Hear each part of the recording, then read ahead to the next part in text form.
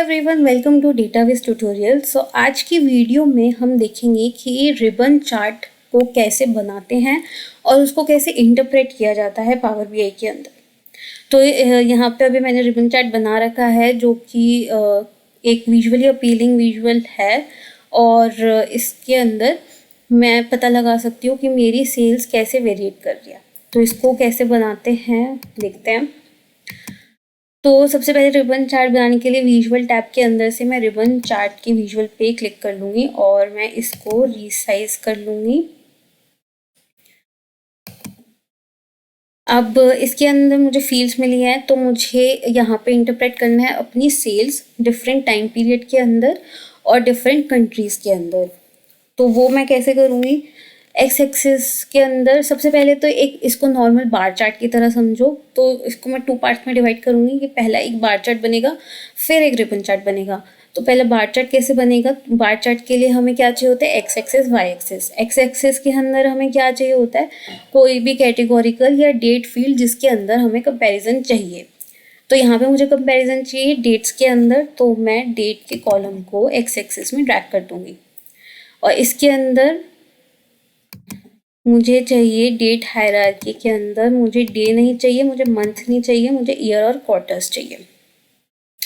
तो मैं इसको रखूँगी। और फिर वाई एक्सिस के अंदर मुझे क्या चाहिए, जो भी फील्ड को मुझे मेजर करना है। तो मुझे मेजर करना है सेल्स को, तो मैं सेल्स को वाई एक्सिस में डालूँगी। तो सम ऑफ सेल्स आ गई। अब ये ईयर के अंदर है तो मैं यहाँ से इसको ड्रिल डाउन कर दूँगी एक लेवल, ये क्वार्टर्स में आ जाएगा। तो 2013 के क्वार्टर से लेके 2014 के क्वार्टर तक की वैल्यूज़ हैं वो सारी आ गई है। तो ये मेरा एक सिंपल बार चार्ट बन गया है। अभी ये बार चार्ट मुझे सेल्स डिपिक्ट कर रहा है डिफरेंट क्वार्टर्स के अंदर। अब मुझे क्या करना है कि मुझे डिफरेंट कंट्रीज़ को कंपेयर करना है कि डिफरेंट कंट्रीज़ के अंदर कैसे सेल्स चेंज हुई है हर क्वार्टर में। तो ये जो लेजेंड्स का यूज़ है मैं इसमें करूँगी। तो इसमें कंट्री के कॉलम को मैं लेजेंड में डालूँगी। तो जैसे मैंने डाला हम देख सकते हैं कि एक रिबन चार्ट का विजुअल क्रिएट हो गया है। और ये जो रिबन्स हैं ये कनेक्ट कर रहे हैं डिफरेंट क्वार्टर्स के अंदर उस कंट्री की कैटेगरी को। तो जैसे ये मेरी कंट्री है जर्मनी, येलो कलर के लेजेंड, ऑरेंज कलर के लेजेंड के अंदर। तो ये देख रहे हैं कि ये रिबन की तरह कनेक्ट कर रहा है डिफरेंट क्वार्टर में और ये हमें बता रहा है कि इसकी वैल्यू क्या रही है डिफरेंट क्वार्टर्स के अंदर। तो जैसा अभी हम देख सकते हैं कि हमारी जो सेल्स है वो सबसे ज़्यादा रही है क्वार्टर 4 के अंदर और सबसे कम रही है 2013 के क्वार्टर 3 में। तो इसका जो चेंज है वो हम यहाँ पे देख सकते हैं टूल टिप के अंदर। ये जो क्वार्टर 3 था 2013 का और क्वार्टर 4 था 2013 का, उसके बीच में कैसे चेंज हुआ है। तो जब मैं इसमें जा रही हूँ तो मैं देख सकती हूँ कि जो जर्मनी की सेल्स थी वो क्वार्टर 3 और क्वार्टर 4 के अंदर ये हमें परसेंटेज चेंज भी बता रहा है। तो वो 368% उसका चेंज हुआ है। तो क्वार्टर 3 में भी उसकी रैंक बनती है। रैंक किस हिसाब से मिल रही है, रैंक मिल रही है कंट्रीज़ के हिसाब से। तो मेरे पास यहाँ पे 5 कंट्रीज़ हैं। 5 कंट्रीज़ के अंदर वो रैंक कर रहा है कि कौन सी फर्स्ट नंबर पे है, कौन सी सेकंड, कौन सी थर्ड, सम ऑफ सेल्स के बेसिस पर। तो अभी सम ऑफ सेल्स के बेसिस पर जो जर्मनी है उसकी रैंक फर्स्ट है। 2013 के क्वार्टर 3 में भी फर्स्ट थी, 2013 के क्वार्टर 4 में भी फर्स्ट है। तो रैंक में कोई चेंज नहीं आया, लेकिन सेल्स में बहुत बड़ा चेंज आया है। 368% का सेल्स में चेंज आया। अब सिमिलरली हम जैसे इसके आगे बढ़ेंगे तो ये क्वार्टर 4 से आगे बढ़ के क्वार्टर 1 में जा रहे हैं 2014 के। तो इसमें हम देख सकते हैं कि ह्यूज डिप है। इस -47% चेंज हुआ है सेल्स के अंदर और इसकी रैंक 1 से लेके सीधा 5 के अंदर, मतलब फर्स्ट की जगह पे सीधा लास्ट रैंक इसकी हो गई है। रैंक चेंज भी दिखा रहा है कि 4 नंबर की रैंक चेंज हुई है, मतलब कि सीधा लास्ट में पहुंच गया है ये। ऐसे ही हम इसके आगे बढ़ रहे हैं। तो अब ये क्वार्टर 2 2014 के अंदर जाते जाते इसका थोड़ा सा इंक्रीज़ हुआ है, सेल्स का 60% इंक्रीज़ हुआ है और ये एक रैंक अब भी आया है।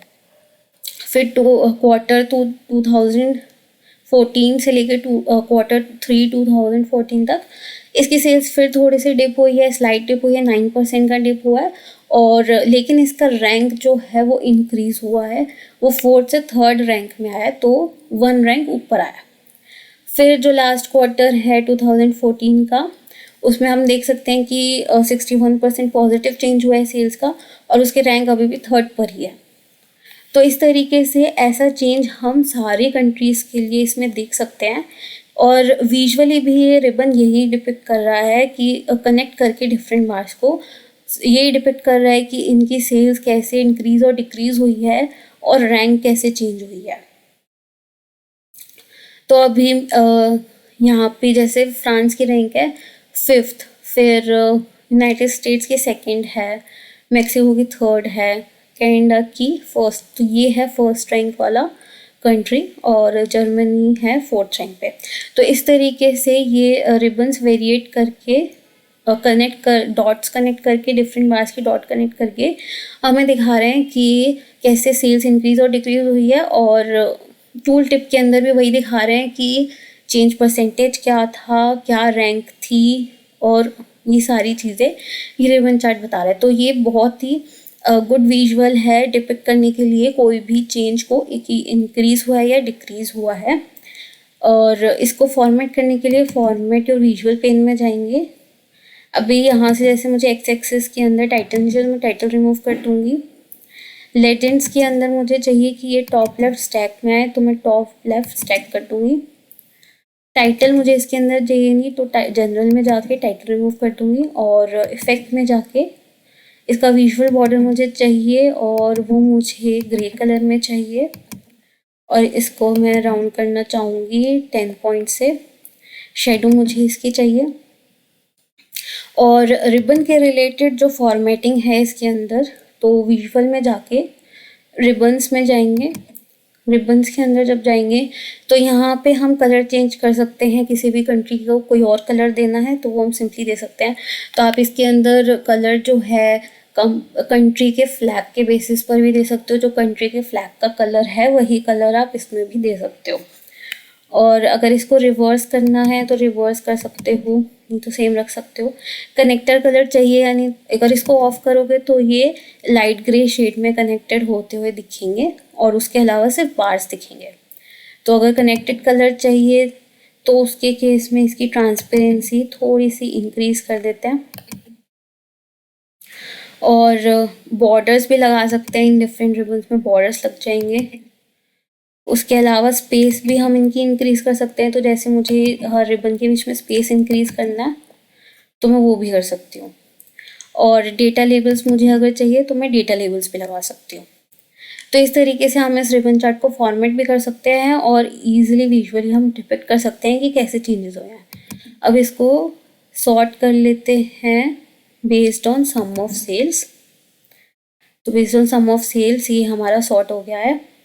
अगर ईयर के बेसिस पर ही रखना है तो सॉर्ट एक्सेस में जाके ईयर क्वार्टर, तो ये क्वार्टर के बेसिस पर हो जाएगा। तो इस तरीके से हमारा रिबन चार्ट हम क्रिएट कर सकते हैं, और हम ईजिली इसको विजुअली दिखा सकते हैं कि हमारी जो सेल्स है वो कैसे इंक्रीज या डिक्रीज हुई है। सेल्स के अलावा कोई और मेट्रिक भी लेकर हम उसको ईजिली रिबन चार्ट से दिखा सकते हैं कि कैटेगरीज के बीच में कैसे चेंज हुआ है, क्या डिफरेंस रहा है, क्या कौन सा सबसे हाईएस्ट रैंक पे क्या रही है कैटेगरी, कौन सी लीस्ट रैंक पे रही है कैटेगरी। ये सारी चीज़ें हम इस रिबन चार्ट से दिखा सकते हैं। साथ साथ परसेंटेज चेंज भी ये रिबन चार्ट हमें ईजिली दिखा सकता है। तो इसको ज़रूर ट्राई करें, और अगर आपके पास कोई भी क्वेरीज है आप कमेंट सेक्शन में पूछ सकते हैं। और अगर चैनल को अभी तक सब्सक्राइब नहीं किया है तो ज़रूर सब्सक्राइब करें ऐसे और अपडेट्स के लिए। तो मिलते हैं नेक्स्ट टाइम, तब तक के लिए take care and happy learning.